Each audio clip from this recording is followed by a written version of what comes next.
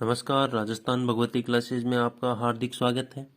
आज अपन राजस्थान जो भौतिक प्रदेशों की क्लास चल रही थी उसमें अपन जो चौथा और लास्ट भौतिक प्रदेश है उसको समझने की, उसको देखने की कोशिश करते हैं कि उसमें क्या क्या हिस्सा आता है, कौन कौन सी क्षेत्र आता है, कौन कौन सा उसका क्षेत्रफल जो है राजस्थान में शामिल है, कौन कौन से जो जिले हैं इस क्षेत्र में शामिल है। तो इन सभी चीज़ों को अपन समझने की कोशिश करते हैं। मैं जो बता रहा हूँ केवल मैप से पढ़ा रहा हूँ, नोट्स आप अपने हिसाब से बना लेना। केवल मैप के हिसाब से बता रहा हूँ कि मैप में अगर दर्शाते हैं तो ज़्यादा इजी याद रहता है, ज़्यादा इजी से समझ में आता है, अच्छे से याद हो जाता है, जल्दी से याद हो जाता है, इसलिए मैं मैप में समझाने की इसको कोशिश करता। अब अपन चलते हैं कि सबसे पहले अपन देख रहे हैं दक्षिण पूर्वी पठारी प्रदेश, जो चौथा अपना भौतिक प्रदेश है। कौन सा? दक्षिणी पूर्वी पठारी प्रदेश। इस चौथे भौतिक प्रदेश को अपन समझने की कोशिश कर रहे हैं जिसका नाम है दक्षिणी पूर्वी पठारी प्रदेश। ये जो दक्षिण पूर्वी पठारी प्रदेश है, जो हाड़ा वंश का यहाँ पे क्या था? शासन था। हाड़ा वंश का शासन होने के कारण इसको, इस प्रदेश को क्या कहा जाता है? हाड़ौती का पठार या हाड़ौती जो प्रदेश कहा जाता है। कौन से भौतिक प्रदेश को कहा जाता है? दक्षिणी पूर्वी पठारी प्रदेश को क्या कहा जाता है? हाड़ौती पठार। क्यों कहा जाता है? क्योंकि यहाँ पहले क्या था? हाड़ा वंश का शासन हुआ करता था, तो हाड़ा वंश के शासन होने के कारण इसका नाम जो है हाड़ौती पड़ गया, और हाड़ौती से हाड़ौती का पठार हो गया, हाड़ौती का प्रदेश हो गया। हाड़ौती प्रदेश के नाम से भी अपन इसको जानते हैं। अगर दूसरी इसकी फैक्ट देखें कि मालवा का जो पठार है उसका उत्तरी पश्चिमी हिस्सा अगर कोई हिस्सा है तो वो कौन सा आ गया? अपने दक्षिणी पूर्वी पठारी प्रदेश आ गया। मालवा का पठार है, ये जो मालवा का पठार है इसका जो उत्तरी पूर्वी हिस्सा है, ये जो मालवा का पठार है इसका उत्तरी पूर्वी, ये वाला जो हिस्सा होता है उत्तरी पूर्वी होता है। तो मालवा का पठार का उत्तरी पूर्वी जो हिस्सा है वो कौन सा पठार हो गया? अपना दक्षिण पूर्वी पठारी जो प्रदेश है वो हो गया है, हाड़ौती का पठार हो गया। यहाँ की अगर बोली की बात करें तो जैसे इसका नाम है हाड़ौती का प्रदेश, उसी प्रकार इसकी बोली का नाम है हाड़ौती बोली। कौन सी बोली बोली जाती है यहाँ पे? हाड़ौती जो बोली है यहाँ पे मुख्यतः बोली जाती है। अगर इसके आगे की बात करें कि उपरमाल का जो पठार है, इसके अन्य तथ्यों की बात करते हैं अपन, तो उपरमाल का जो पठार है वो भी इसी का भाग है। मतलब जो दक्षिण पूर्वी पठारी प्रदेश है इसी का भाग कौन सा है? अपने उपरमाल का पठार। अगर उपरमाल के पठार की बात करूं तो जो भीलवाड़ा से लेके, उपरमाल का जो पठार है वो भीलवाड़ा से लेकर अपने बिजोलिया, भीलवाड़ा जो जिला है उसके मुख्यालय से लेके बिजोलिया भी आता है, बिजोलिया जो क्षेत्र है वहां तक, भीलवाड़ा से लेके बिजोलिया तक फैला हुआ जो पठारी क्षेत्र है उसको कहते हैं अपने उपरमाल का पठार। तो उपरमाल का पठार अपने दक्षिणी पूर्वी पठारी प्रदेश का ही एक भाग हो गया। ये जो दक्षिणी पूर्वी पठारी प्रदेश है ये गोंडवाना लैंड का हिस्सा है। ये जैसे अपन ने चारों भौतिक प्रदेशों के बारे में बात कर रहे हैं कि कौन कौन सा भौतिक प्रदेश है जो अंगारा लैंड का है, गोंडवाना लैंड का है या तैतीस सागर का है। तो ये जो दक्षिणी पूर्वी पठारी प्रदेश है अपना अंतिम जो प्रदेश है भौतिक प्रदेश, वो गोंडवाना लैंड का हिस्सा है। अगर इसमें जिलों की बात करते हैं तो इसमें 7 जिले शामिल किए गए हैं, जिसमें पहला जिला अपन अगर लेते हैं भीलवाड़ा, बूंदी, कोटा, बारां, अपने झालावाड़, और जो चित्तौड़ का जो हिस्सा है अपने रावतबाटा क्षेत्र, और जो पूर्वी जो बांसवाड़ा है, पूर्वी जो बांसवाड़ा का हिस्सा है वो भी किसमें आता है? अपने दक्षिणी पूर्वी पठारी प्रदेश में आता है। तो लगभग 7 जिलों को अपन इसमें ले रहे हैं, जिसमें भीलवाड़ा हो गया, बूंदी हो गया, कोटा हो गया, बारां हो गया, झालावाड़ हो गया, पूर्वी बांसवाड़ा हो गया, और अपने जो रावतबाटा क्षेत्र है, चित्तौड़ का क्षेत्र है, वो भी इसमें शामिल होता है। तो लगभग 7 जिलों को इसमें अपन ने शामिल किया है। अगर इसकी कुछ और तथ्यों की बात करें तो इसका जो क्षेत्रफल है, राजस्थान के क्षेत्रफल 6.89% जो क्षेत्रफल है वो कौन सा भौतिक प्रदेश घेरता है? तो अपने दक्षिणी पूर्वी पठारी प्रदेश जो है राजस्थान के कुल क्षेत्रफल का 6.89% क्षेत्रफल जो है इसमें कवर करता है। दूसरी अगर बात करूँ राजस्थान की जनसंख्या का कितना प्रतिशत भाग जो है अपने दक्षिणी पूर्वी पठारी प्रदेश में आता है, तो राजस्थान की जनसंख्या का लगभग 11% भाग जो है अपने दक्षिणी पूर्वी पठारी प्रदेश का हिस्सा माना जाता है। इसका तीसरी तथ्य ये है कि इसकी जो औसत ऊंचाई मानी जाती है वो 500 मीटर के लगभग इसकी औसत ऊंचाई अपनी मानी जाती है। इसकी जो औसत ऊंचाई है वो लगभग 500 मीटर इसकी मानी जाती है। अगर इसकी मिट्टी की बात करेंगे, दक्षिणी पूर्वी पठारी प्रदेश की जो मिट्टी है वो कैसी मिट्टी है? तो इसकी मिट्टी जो है काली मिट्टी, कपासी मिट्टी भी बोलते हैं इसको, रेंगूर मिट्टी भी बोलते हैं। ये जो मिट्टी है ये लावा द्वारा निर्मित हुई है, लावा निकलने से ये मिट्टी का क्या हुआ है? निर्माण हुआ है, इसलिए इस मिट्टी को कहते हैं काली मिट्टी, कपासी मिट्टी या रेंगूर मिट्टी। या लावा द्वारा निर्मित मिट्टी भी कौन सी है? दक्षिण पूर्वी पठारी प्रदेश की जो मिट्टी कहलाती है वो काली मिट्टी, कपासी मिट्टी, रेंगूर मिट्टी और लावा द्वारा निर्मित मिट्टी मानी जाती है। तो जैसे काली मिट्टी का अपन ने नाम लिया, तो काली मिट्टी में लगभग कौन सी फसलें होती है? अफीम होती है, सोयाबीन होती है, कपास होती है, जो अपनी व्यावसायिक फसलें जो है वो लगभग ज्यादा होती है। तो अफीम, सोयाबीन, कपास ये ज्यादा होती है इस क्षेत्र में। कौन से क्षेत्र में? दक्षिण पूर्वी पठारी प्रदेश में। ये मुख्यतः 2-3 फसलों के अपन ने नाम लिया, लगभग बहुत सी फसलें होती हैं लेकिन जो मुख्य फसलें हैं उनका अपन ने नाम इसमें लिया है। तो इसमें अगर नदियों की बात करें तो इसमें चंबल नदी भी बहती है, कालीसिंध, परवन, पार्वती और भी बहुत सारी नदियां रहती है, लेकिन अपन ने मुख्यतः जो 4 मुख्य नदियां इनका नाम लिया, चंबल, कालीसिंध, परवन और पार्वती। ये 4-5 नदियां इसमें बहती है। तो अब अगर बात करते हैं, इसमें अपन ने मुख्य मुख्य जो फैक्ट है उनको अपन जानने की कोशिश कर रहे हैं, जिसमें अपन ने क्षेत्रफल देख लिया, जनसंख्या, औसत ऊंचाई सभी देख लिए। अब अपन देखने की इसकी जो वर्षा है, इस भौतिक प्रदेश में वर्षा है, इस जो भौतिक प्रदेश बचा है राजस्थान का, इसमें वर्षा कितनी होती है? तो इसमें जो वर्षा होती है, राजस्थान की सर्वाधिक वर्षा कौन से क्षेत्र में होती है? तो राजस्थान की जो सर्वाधिक वर्षा है वो अपने दक्षिणी पूर्वी पठारी प्रदेश में होती है। कितनी होती है? 80 से 120 सेंटीमीटर के लगभग सर्वाधिक राजस्थान की वर्षा कौन से क्षेत्र में होती है? अपने दक्षिणी पूर्वी पठारी प्रदेश में होती है। अगर यहाँ की जलवायु की बात करूं मैं, जलवायु इसकी कैसी है? तो जैसे पश्चिम की बात करता हूं तो शुष्क आती है, उसके बाद में अर्ध शुष्क आती है, उसके बाद में अर्ध शुष्क आती है, इसके बाद में शुष्क आती है, उसके बाद में अपने आ गई ये चौथी जो जलवायु आ गई अपने आर्द्र जलवायु आ गई। जो तीसरी थी आर्द्र और चौथी आ गई अति आर्द्र जलवायु, इसमें शामिल हो गई। अगर इसकी ढाल की बात करूं कि जो दक्षिणी पूर्वी पठारी प्रदेश की, इसका ढाल किस तरफ है? तो इसका जो ढाल है दक्षिण से उत्तर पूर्व की ओर है। इसका जो ढाल की बात करूं तो इसका जो ढाल है दक्षिण से उत्तर पूर्व की ओर इसका ढाल होता है। तो ये अपन ने जो इंपॉर्टेंट फैक्ट है इसके बारे में जो भी अपन चर्चा इसमें के बारे में कर सकते हैं वो अपन ने इसमें शामिल की है। अपन कुछ बातें और है जिनके बारे में जो दक्षिण पूर्वी पठारी प्रदेश को पढ़ने के एग्जाम के हिसाब से अपन इसमें देखने की कोशिश करते हैं। अपन इसमें बात करते हैं कि इस प्रदेश को एक उपनाम से जाना जाता है जिसका नाम बोलते हैं संक्रांति प्रदेश। इस प्रदेश को किस नाम से जाना जाता है? संक्रांति प्रदेश। संक्रांति प्रदेश क्यों कहते हैं? क्योंकि ये जो प्रदेश है, ये जो दक्षिण पूर्वी पठारी प्रदेश है, यहाँ पे अरावली और जो विंध्याचल पर्वतमाला है, अरावली और विंध्याचल पर्वतमाला का मिलाप होता है। संक्रांति प्रदेश इस प्रदेश को क्यों कहा जाता है? क्योंकि यहाँ पे क्या है, अरावली पर्वतमाला और विंध्याचल पर्वतमाला दोनों आपस में आगे क्या होती है, मिलती है, इसलिए इस प्रदेश को क्या कहते हैं? संक्रांति प्रदेश भी कहते हैं। ये जो भौतिक प्रदेश है, अधर प्रवाह है, अधर अस्पष्ट प्रवाह है, अधर अस्पष्ट प्रवाह का क्षेत्र है, अधर अस्पष्ट प्रवाह का क्षेत्र है। अधर अस्पष्ट प्रवाह का क्षेत्र कौन सा कहलाता है राजस्थान में? दक्षिण पूर्वी पठारी प्रदेश जो है अधर अस्पष्ट प्रवाह का क्षेत्र कहलाता है। ये जो है सर्वाधिक नदियों के बहाव वाला क्षेत्र है, सर्वाधिक नदियों के बहाव वाला क्षेत्र है। सर्वाधिक नदियों के बहाव वाला क्षेत्र कौन सा आता है? अपने दक्षिणी पूर्वी पठारी प्रदेश। यह प्रदेश जो है, यह राजस्थान का न्यूनतम क्षेत्र व सर्वाधिक वर्षा वाला है। यह न्यूनतम क्षेत्रफल राजस्थान का सबसे न्यूनतम क्षेत्रफल अगर देखें तो दक्षिण पूर्वी पठारी प्रदेश का आता है। और अपने वर्षा के हिसाब से देख लिया, सर्वाधिक वर्षा जो है 80 से 120 सेंटीमीटर लगभग यहाँ होती है। तो सर्वाधिक वर्षा वाला भौतिक प्रदेश कौन सा हो गया? अपने दक्षिण पूर्वी पठारी प्रदेश है। अगर यहाँ की ऊंची चोटी की बात करूँ, यहाँ से सर्वाधिक ऊंची चोटी की बात करूँ कि इस जो भौतिक प्रदेश है यहाँ की सर्वाधिक ऊंची चोटी कौन सी है? तो उसका नाम आता है अपनी चांदखेड़ी। कौन सी चोटी का नाम आता है? चांदखेड़ी, जो कि झालावाड़ में पड़ती है। जो चांदखेड़ी है वो किस जिले में पड़ती है? झालावाड़ में। सर्वाधिक ऊंची चोटी की अगर बात पूछ ले, आपको तथ्यात्मक पूछ ले कि सर्वाधिक ऊंची चोटी दक्षिण पूर्वी पठारी प्रदेश की कौन सी है, तो इसका नाम आता है चांदखेड़ी, जो कि किस जिले में स्थित है? अपने झालावाड़ जिले में स्थित है। लगभग 517 मीटर की इसकी क्या है? ऊंचाई है। इसकी औसत ऊंचाई अपन ने ली थी 500 मीटर और लगभग 517 मीटर इसकी सर्वाधिक ऊंची चोटी कौन सी होगी? चांदखेड़ी होगी। अब अपन इसमें कुछ और तथ्यों की बात करते हैं जिनको समझने की अपन इसमें कोशिश कर रहे हैं। अपन इसमें बात कर रहे हैं विंध्यन कगार भूमि, जो कि इसका एक भाग हो सकता है, जिसका पूछा जा सकता है एग्जाम में। विंध्यन कगार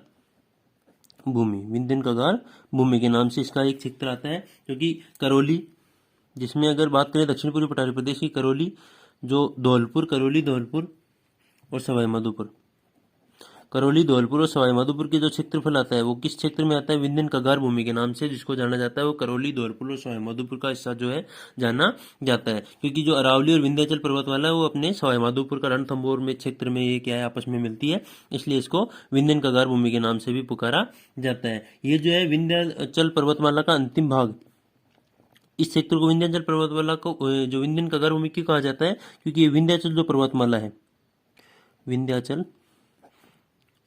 पर्वतमाला जो है उसका अंतिम भाग है, उसका अंतिम भाग होने के कारण इसको क्या कहते हैं, विंध्यन कगार भूमि इसको कहा जाता है। तो अपन ने विंध्यन कगार भूमि के बारे में समझ लिया कि विंध्यन कगार भूमि होती क्या है, इन सभी चीजों को अपन देख रहे हैं। अब अपन कुछ इंपॉर्टेंट फैक्ट और है जिनको भी अपन जानने की कोशिश करते हैं।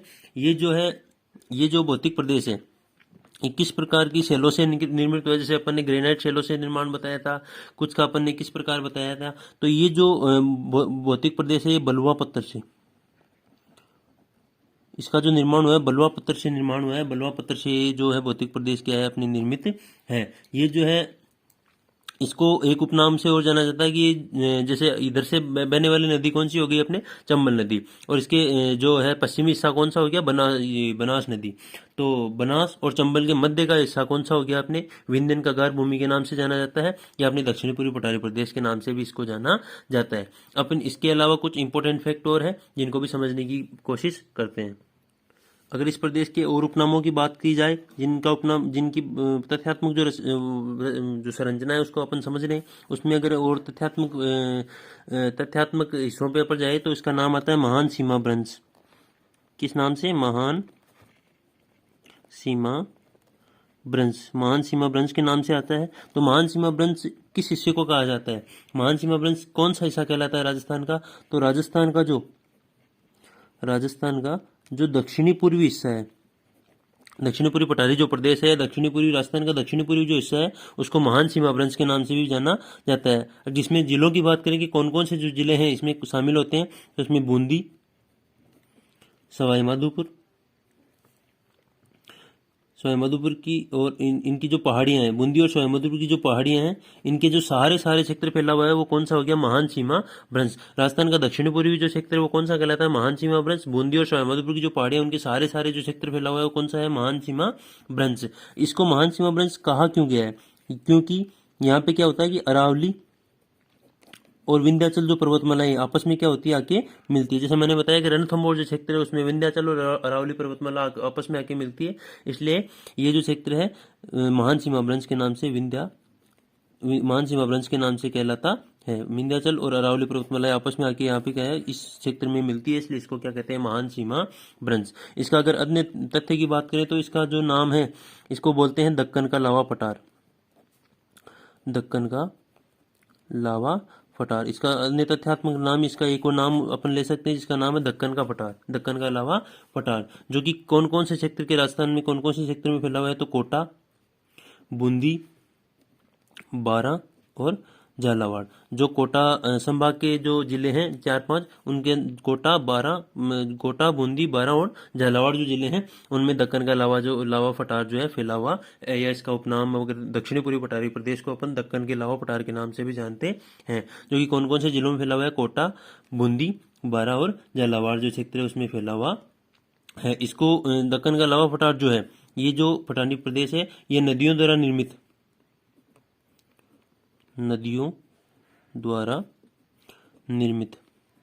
इसको दक्कन का लावा पठार क्यों कहते हैं, क्योंकि ये नदियों द्वारा निर्मित है और एक मैदानी हिस्सा है। नदियों द्वारा निर्मित एक मैदानी भाग है। नदियों द्वारा निर्मित मैदानी भाग कौन सा हो गया, दक्कन का लावा पठार, जिसमें कौन कौन से जिले अगर शामिल करना चाहिए तो कोटा, बारां, बूंदी और झालावाड़ जो जिले इसमें शामिल होते हैं। अगर यहाँ की मिट्टी की बात करें, अपन इस प्रदेश की मिट्टी की बात करें तो अपन ने बात कर ली काली जो है यहाँ की मिट्टी होती है। अगर इस प्रदेश की औसत ऊंचाई की बात करूँ, या दक्कन के लावा पठार की औसत ऊंचाई की बात करूँ, तो ये जो होती है 210 से 275 के लगभग होती है, 210 से 275 मीटर की लगभग इसकी औसत ऊंचाई होती है। कौन से पठार की, दक्कन के पठार की। दक्कन के लावा पठार की ऊंचाई जो है 200 से 275 मीटर जो होती है इसकी ऊंचाई होती है। यहाँ जो है सेलों की अधिकता पाई जाती है।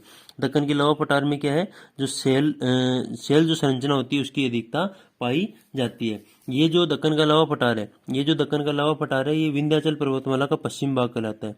ये जो दक्कन का लावा पठार है ये विंध्याचल पर्वतमाला का पश्चिमी भाग कहलाता है। विंध्याचल पर्वतमाला का पश्चिम भाग कौन सा हो गया, दक्कन का लावा पठार, जिसमें कौन कौन से जिले शामिल हो गए ये अपन ने देख लिए हैं। ये जो नदियों द्वारा निर्मित मैदानी भाग कहलाता है। ये सभी चीजें जो अपन ने इसमें समझ ली है। अब अपन समझ लिए अर्धचंद्राकार पर्वत श्रेणी। अर्धचंद्राकार पर्वत श्रेणी।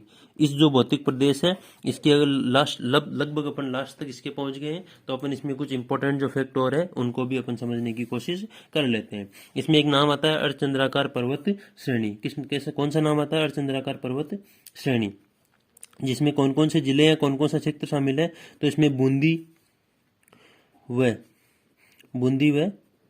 मुकुंदरा की पहाड़ियाँ इसमें शामिल है। बूंदी व मुकुंदरा की पहाड़ियाँ इसमें शामिल है। बूंदी व मुकुंदरा की जो पहाड़ियाँ कौन से क्षेत्र में शामिल है? अर्धचंद्राकार पर्वत श्रेणी के रूप में जो है जानी जाती है। कौन कौन सी? बूंदी व मुकुंदरा की जो पहाड़ियाँ हैं किस क्षेत्र के नाम से जानी जाती है? अर्धचंद्राकार पर्वत श्रेणियों के नाम से जानी जाती है। अगर बात करूं कि ये जो अर्धचंद्राकार पर्वत श्रेणियां हैं इनकी अगर लंबाई की बात करूं तो ये लगभग 96 किलोमीटर लंबाई में जो है अर्धचंद्राकार पर्वत श्रेणियां फैली हुई है। ये इनके अगर विस्तार देखूं, इनका अगर 96 किलोमीटर कौन सी दिशा में फैली हुई है?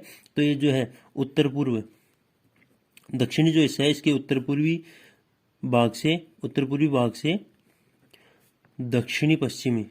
दक्षिणी पश्चिम भाग में ये फैली हुई है। जो अपने राजस्थान का दक्षिणी पूर्वी पठारी जो प्रदेश है इसका उत्तरी पूर्वी भाग और दक्षिणी पश्चिमी भाग को ये घेरे हुए कौन सी जो रचना है वो कौन सी है? अर्धचंद्राकार पर्वत श्रेणी। जो है बूंदी और मुकुंदरा की पहाड़ियों का जो क्षेत्र आता है वो कौन सा होता है? अर्धचंद्राकार पर्वत श्रेणियां, जो कि लगभग 96 किलोमीटर क्षेत्रफल में ये आपस में फैली हुई है। इसको जो है दोहरी पर्वतमाला के नाम से भी जानते हैं। इसको जो है दोहरी पर्वतमाला के नाम से भी इसको जाना जाता है। दोहरी पर्वतमाला कौन सी पर्वतमाला होती है? अर्धचंद्राकार पर्वत श्रेणी है जो कि लगभग बूंदी जिले में फैली हुई है। अगर यहाँ की शिखर की बात करूं कि यहाँ की जो सर्वाधिक ऊपर जो शिखर है या सर्वाधिक जो इम्पोर्टेंट शिखर है इसका कौन सा है? तो यहाँ पे संतूर या सतूर नाम से है जो कि किस जिले में पड़ता है? बूंदी में। सतूर या संतूर नाम से एक चोटी है जो किस जिले में पड़ती है? अपने बूंदी में। जो लगभग कितनी ऊंची है? 353 मीटर यह इसकी क्या है? ऊंचाई है। ये एक इंपॉर्टेंट चोटी है जो कई बार एग्जाम में पूछ ली गई है। संतूर जो चोटी है कौन से क्षेत्र में आती है? दक्षिण पूर्वी पठारी प्रदेश में आती है, जो कि अपने अर्धचंद्राकार पर्वत श्रेणी के अंतर्गत आती है, जो कि बूंदी व मुकुंदरा की पहाड़ियों का क्षेत्रफल को क्या कहते हैं? अर्धचंद्राकार पर्वत श्रेणी कहते हैं। अब अपन जो है बूंदी इस क्षेत्र जो दक्षिण पूर्वी पठारी प्रदेश है इसके जो दर्रे हैं 2-4 उनकी बात कर लेते हैं जो मुख्यतः बूंदी में पाए जाते हैं। जिसमें अगर पहले दर्रे की बात करूं तो रामगढ़ दर्रा, दूसरा अगर दर्रे की बात करता हूं तो लाखेरी दर्रा, तीसरे अगर दर्रे की बात करता हूं तो खटखट दर्रा, चौथे अगर दर्रे की बात कर रहा हूं तो जेतावास दर्रा। ये जो 4 जो मुख्य दर्रे हैं दक्षिणी पूर्वी पठारी प्रदेश के जो कि बूंदी जिले में पड़ते हैं अपन ने उनकी बात कर ली, जिनमें रामगढ़ दर्रा नाम आता है, लाखेरी दर्रा नाम आता है, खटखट दर्रा नाम आता है और जेतावास दर्रा नाम इसमें आता है, जो मुख्यतः किस जिले में है? अपने बूंदी जिले में ये पड़ते हैं। अपन कुछ इंपॉर्टेंट फैक्ट और अगेन जिनकी अपन थोड़ी सी चर्चा और कर लेते हैं कि जो लाल बलुआ पत्थर है जो दक्षिणी पूर्वी पठारी प्रदेश का एक क्षेत्र है, लाल बलुआ पत्थर। कौन सा? लाल बलुआ पत्थर, जो कि कौन सा जिला है जो लाल बलुआ पत्थर की अधिकता रखता है? दूसरा अगर इसमें इंपॉर्टेंट फैक्ट की बात करूं तो गुलाबी बलुआ पत्थर। तीसरा अगर इंपॉर्टेंट फैक्ट की बात करूं इसमें तो स्लेटी बलुआ पत्थर। और चौथे इंपॉर्टेंट फैक्ट की बात करूं तो कातले या पट्टी। ये जो 4 मैंने बातें की है कि जो कातले या पट्टी जो दक्षिण पूर्वी पठारी प्रदेश की किस जिले में अधिकता पाई जाती है? इनकी स्लेटी जो पत्थर है इनकी किस जिले में अधिकता पाई जाती है? दक्षिणी पूर्वी पठारी प्रदेश के। लाल बलुआ पत्थर दक्षिणी पूर्वी पठारी प्रदेश के कौन से हिस्से में अधिकता पाई जाती है? और गुलाबी बलुआ पत्थर कौन से जिले में अधिकता इसकी पाई जाती है? तो पट्टी और कातले जो है दक्षिणी पूर्वी पठारी प्रदेश की भीलवाड़ा जो क्षेत्र है, बिजोलिया है भीलवाड़ा का, भीलवाड़ा में पड़ता है। वहाँ जो है कातले और पट्टी जो पत्थर आता है उसकी अधिकता यहाँ पे पाई जाती है, जो कि अपने दक्षिणी पूर्वी पठारी प्रदेश में पाया जाता है। दूसरा जो अपन बात करें स्लेटी पे जो पत्थर है वो बूंदी में अधिकता है, जिसकी स्लेटी जो पत्थर है इसकी कौन से जिले में अधिकता पाई जाती है? अपने दक्षिणी पूर्वी पठारी प्रदेश के। बूंदी जो जिला है दक्षिणी पूर्वी पठारी प्रदेश का उसमें अधिकता स्लेटी पत्थर की पाई जाती है। तीसरी जो है लाल बलुआ पत्थर जो है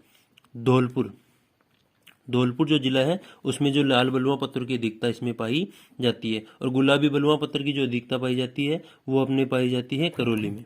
कौन से जिले में? करौली में। तो जो इम्पोर्टेंट फैक्ट है, जो इम्पोर्टेंट पत्थर जो एग्जाम में आने लायक है, उनको अपन ने इसमें देख लिया है। अपन कुछ जो इम्पोर्टेंट एक दो फैक्ट और रह गए हैं दक्षिणी पूर्वी पठारी प्रदेश के, उनको भी समझने की कोशिश करते हैं। अपन जो अगले फैक्ट की बात कर रहे हैं उसमें नाम आता है दक्षिणी पूर्वी पठारी प्रदेश का इंपॉर्टेंट फैक्ट है मुकंदरा की पहाड़ियां। मुकंदरा की पहाड़ियां किस क्षेत्र में पाई जाती है राजस्थान के? तो मुकंदरा की जो पहाड़ियां हैं वो राजस्थान के दक्षिणी पूर्वी पठारी प्रदेश के मध्य में या दक्षिणी पूर्वी पठारी प्रदेश में पाई जाती है।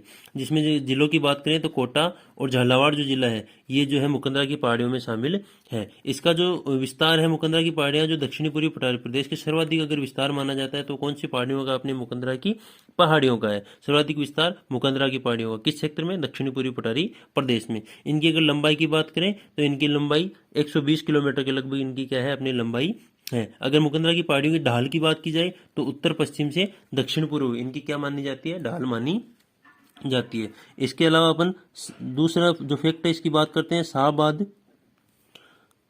का उच्च क्षेत्र। शाहबाद का उच्च क्षेत्र जो कि अपने दक्षिणी पूर्वी पठारी प्रदेश का इंपॉर्टेंट क्षेत्र आता है। शाहबाद का उच्च क्षेत्र जो है दक्षिणी पूर्वी पठारी प्रदेश का इंपॉर्टेंट क्षेत्र आता है, जो कि कौन कौन से जिलों में शामिल है? अपने 12 जो जिला है, 12 जिले का जो क्षेत्रफल आता है वो किस क्षेत्र में आता है? शाहबाद का उच्च क्षेत्रफल के अंतर्गत आता है। 12 जिले का जो क्षेत्रफल है वो शाहबाद का उच्च क्षेत्र में आता है। जिसमें जो है इसकी जो अगर ऊंचाई की बात करें कि शाहबाद की उच्च क्षेत्र की ऊंचाई कितनी मानी जाती है, तो इसकी जो ऊंचाई है 300 मीटर के लगभग मानी जाती है। कहाँ से? समुद्र तल से।